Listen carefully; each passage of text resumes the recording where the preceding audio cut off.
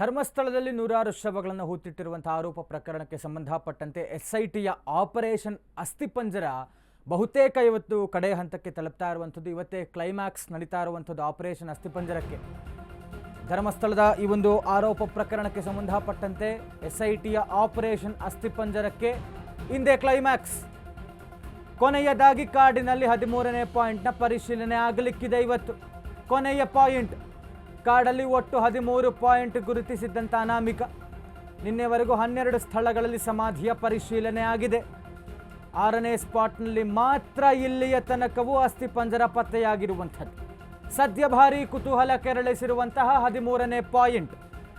ದೂರುದಾರನ ಎದುರಿನಲ್ಲಿಯೇ ಇಂದು ಸ್ಥಳ ಮಹಜರು ಮತ್ತು ಸಮಾಧಿಯಾಗುವಂತಹ ಪ್ರಕ್ರಿಯೆ ಆಗ್ತಾ ಇದೆ.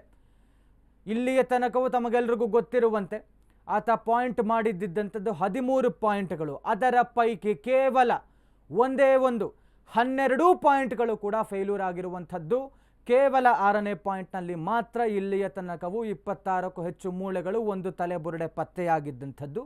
ಇದರ ಹೊರತು ಅಂದರೆ 11ನೇ ಪಾಯಿಂಟ್ನಿಂದ 100 ಮೀಟರ್ ದೂರದಲ್ಲಿರುವಂಥ ಒಂದು ಗುಡ್ಡದ ಮೇಲೆ ಅವರಿಗೆ ಒಂದಷ್ಟು ಕಳೆಬರ ಸಿಕ್ಕಿದೆ ಅನ್ನುವಂಥ ಮಾಹಿತಿ ಇರುವಂಥದ್ದು SIT ಕಡೆಯಿಂದ ಹೊರತುಪಡಿಸಿದರೆ ಈತನೇ ಪಾಯಿಂಟ್ ಮಾಡಿದ್ದಂಥ 13 ಪಾಯಿಂಟ್ಗಳಲ್ಲಿ 12 ಕೂಡ ಒಂದೇ 6ರಲ್ಲಿ ಮಾತ್ರ ಸಿಕ್ಕಿರುವಂಥದ್ದು.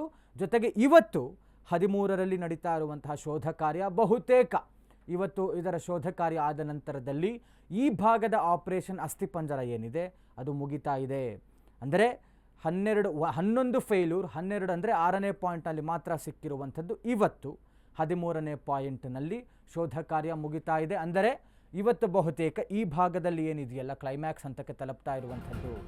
ಹೀಗಾಗಿ ಬಹಳಷ್ಟು ಕುತೂಹಲ ಕೆರಳಿಸಿದೆ. ಇವತ್ತೇ ಮುಗಿಯುತ್ತಾ ತಲೆಯ ಬುರುಡೆಯ ಶೋಧ ಕಾರ್ಯ. 13ನೇ ಪಾಯಿಂಟ್ನಲ್ಲಿ ಏನೂ ಸಿಗದಿದ್ದರೆ ಮುಂದೇನು ಅನ್ನುವಂಥ ಪ್ರಶ್ನೆ. SITಯಿಂದ ಸುತ್ತಿನ ಸ್ಪಾಟ್ ಮಾರ್ಕಿಂಗ್ ಕಾರ್ಯ ಆಗುತ್ತಾ? ನೂರಾರು ಶವ ಹೂತಿಟ್ಟಿದ್ದೇನೆ ಅಂತ ಹೇಳ್ತಾ ಇರುವಂಥ ಅನಾಮಿಕ. ಹೀಗಾಗಿ ಮತ್ತೆ ಬೇರೆ ಕಡೆ ಸಮಾಧಿ ಆಗಿರುವಂಥ ಕಾರ್ಯಕ್ಕೆ ಮುಂದಾಗುತ್ತಾ SIT. ಅನಾಮಿಕನನ್ನು ಮತ್ತೆ ವಿಚಾರಣೆ ನಡೆಸಿ ಮಾಹಿತಿ ಸಂಗ್ರಹ ಮಾಡಿ ಉಳಿದಂತಹ ಭಾಗಗಳಲ್ಲಿ ಸಮಾಧಿಯಾಗಿರುವ ಪ್ರಕ್ರಿಯೆ ಇವತ್ತೇ ಮುಗಿದು ಬಿಡುತ್ತಾ. ಇಲ್ಲಿನ ಒಂದು ತಲೆಬುರುಡೆ ಶೋಧ ಕಾರ್ಯ 13ನೇ ಪಾಯಿಂಟ್ನಲ್ಲಿ ಏನೂ ಸಿಗದಿದ್ದರೆ ಮುಂದೇನು ಅನ್ನುವಂಥ ಒಂದು ಕುತೂಹಲ. ಈಗ ಸದ್ಯಕ್ಕೆ ಇವತ್ತು ನೇತ್ರಾವತಿ ಸ್ನಾನ ಘಟ್ಟದ ಅರಣ್ಯ ಪ್ರದೇಶದ 13ನೇ ಪಾಯಿಂಟ್, ಫೈನಲ್ ಪಾಯಿಂಟ್ ಈತ ತೋರಿಸಿರುವಂಥದ್ದು. ಇಲ್ಲಿ ಇವತ್ತು ಶೋಧ ಕಾರ್ಯ ಬಹುತೇಕ ಮುಗಿಯುತ್ತೆ ಅನ್ನುವಂಥದ್ದು. ಈತ ಹೇಳ್ತಾ ಇರುವಂತೆ 13ನೇ ಪಾಯಿಂಟ್ನಲ್ಲಿ ಒಂದಷ್ಟು ಸಿಕ್ಕೇ ಸಿಗುತ್ತೆ ಅನ್ನುವಂಥ ಭರವಸೆಯನ್ನು ಮತ್ತು ನಿರೀಕ್ಷೆಯಲ್ಲಿದ್ದಾರೆ. ಹೀಗಾಗಿ ಇವತ್ತು ಸಿಕ್ಕರೆ ಅಗೇನ್ ಅದು ಒಂದು ಕ್ರಾಸ್ ವೆರಿಫಿಕೇಷನ್ ನಂತರದಲ್ಲಿ ಅದರ FSLಗೆ ಹೋಗುತ್ತೆ. ಅದರ ಒಂದು ವರದಿ ಬರೋ ತನಕವೂ ಕಾಯಲಾಗುತ್ತೆ.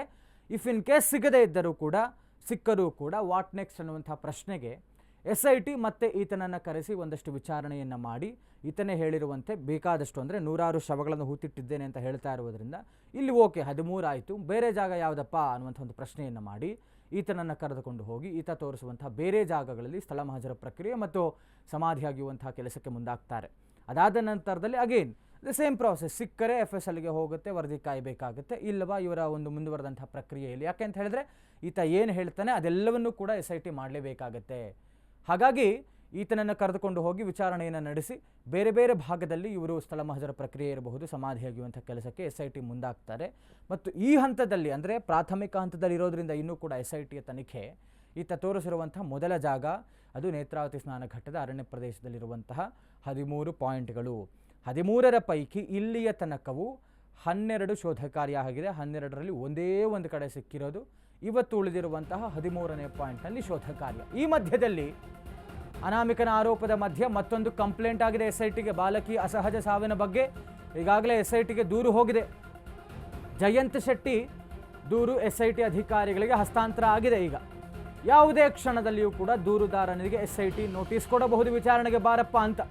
ಬಾಲಕಿ ಸಾವಿನ ಆರೋಪದ ಬಗ್ಗೆ ಮಾಹಿತಿ ಸಂಗ್ರಹ ಸಾಧ್ಯತೆ. ಇವತ್ತು ನೋಟಿಸ್ ನೀಡಿ ವಿಚಾರಣೆ ನಡೆಸಲು SIT ಸಿದ್ಧತೆ ಮಾಡಿಕೊಳ್ತಾ ಇದೆ. ಅನಾಮಿಕನ ಆರೋಪ, ಈ ಸಮಾಧಿಯಾಗುವಂತಹ ಪ್ರಕ್ರಿಯೆ ಮಧ್ಯದಲ್ಲಿ ಮತ್ತೊಂದು ತಿರುವು ಸಿಕ್ಕಿರುವಂಥದ್ದು. ಓರ್ವ ಬಾಲಕಿಯ ಅಸಹಜ ಸಾವಿನ ಬಗ್ಗೆ ಜಯಂತ್ ಶೆಟ್ಟಿ ಅನ್ನುವಂಥ ದೂರುದಾರ ಕಂಪ್ಲೇಂಟ್ ಕೊಟ್ಟಿದ್ದರು. ಈಗ ಅಧಿಕೃತವಾಗಿ ಆ ಕಂಪ್ಲೇಂಟನ್ನು SITಗೆ ವರ್ಗಾವಣೆ ಮಾಡಲಾಗಿದೆ. ಹೀಗಾಗಿ SIT ಯಾವುದೇ ಕ್ಷಣದಲ್ಲಿಯೂ ಕೂಡ ಜಯಂತ್ ಶೆಟ್ಟಿ ಅವರಿಗೆ ನೋಟಿಸ್ ಕೊಡಬಹುದು, ವಿಚಾರಣೆಗೆ ಬಾರಪ್ಪ ಅಂತ.